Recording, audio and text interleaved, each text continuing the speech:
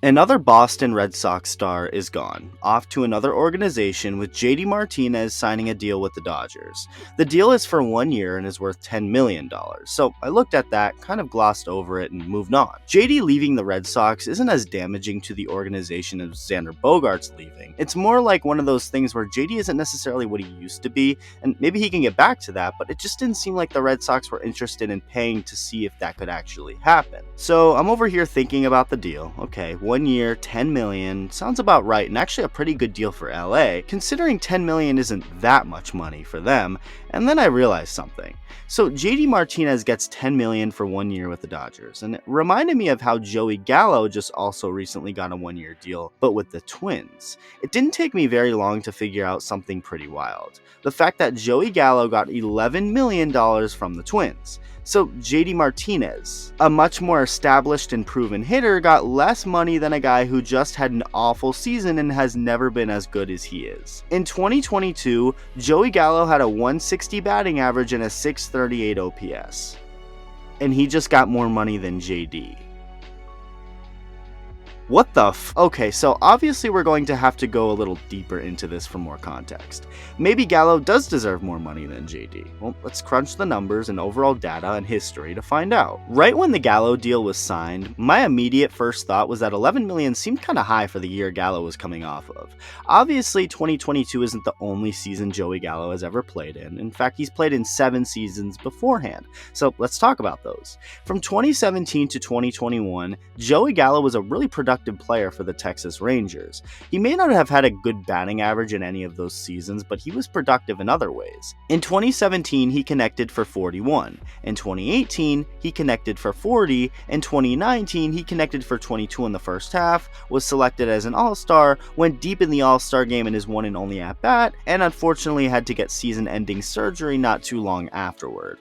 2020 wasn't a great year, but it was short and during the pandemic, so who cares? But then 2021 arrived, and vintage Gallo was back, hitting 38 home runs with an OPS over 800. Those are solid numbers that made him an all-star for the second time. But with those solid numbers came a 199 batting average and 213 strikeouts, the most in baseball. But that's who Joey Gallo is, someone who isn't going to hit for a good average, but he's going to walk a lot and hit a lot of home runs. In fact, despite striking out the most times in baseball in 2019, he actually had the most walks in the American League.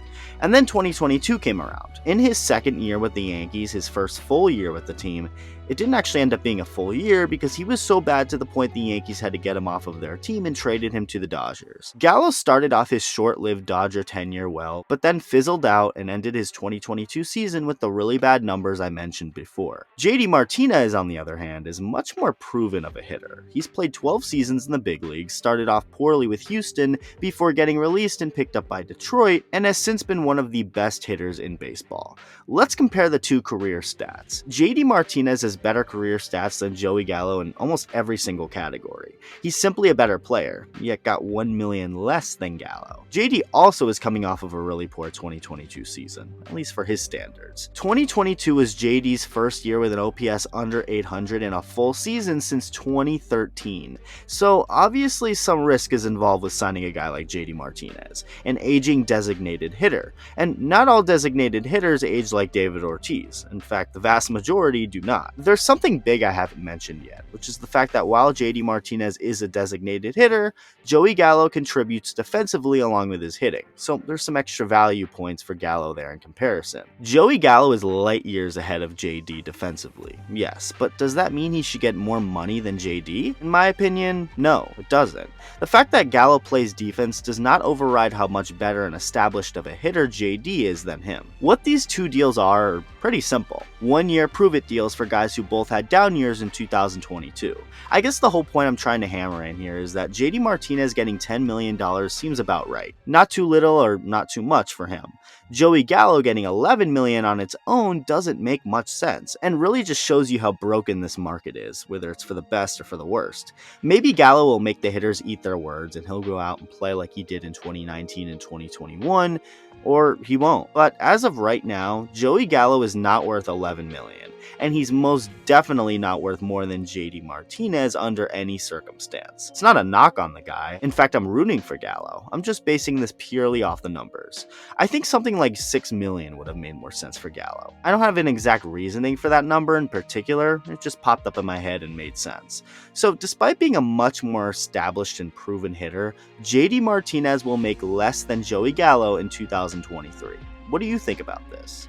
Let me know what you think. Thank you for watching, and I'll see you in the next video.